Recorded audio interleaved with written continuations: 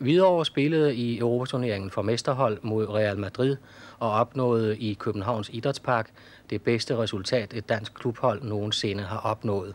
Det blev 2-2 mod de berømte spaniere. Hvidovre kom foran.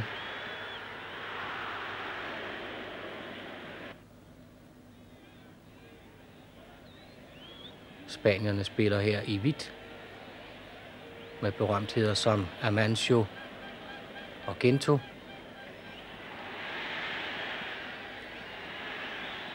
Men Fritz Hansen her med 9-tallet bragte Hvidovre foran 1-0.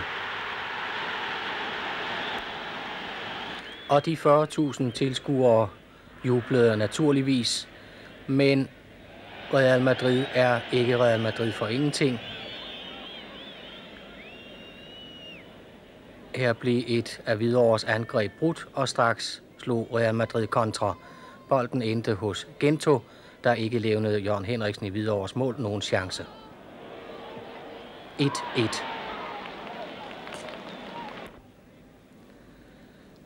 I begyndelsen af anden halvleg troede vel nok de fleste af tilskuerne, at Hvidovres chance mod Real Madrid blev ødelagt, da halfbacken Piri scorede, så Real Madrid var foran 2-1.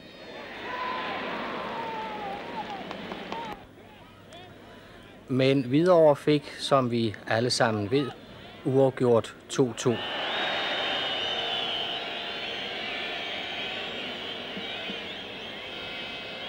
På et frispark et godt stykke ude på banen overrumplede halfbacken Claus Petersen, der her er ved at lægge bolden til rette, fuldstændig Real Madrids målmand Jean Kjær, der bagefter protesterede, fordi han hævdede, at dommeren havde markeret for et indirekte frispark.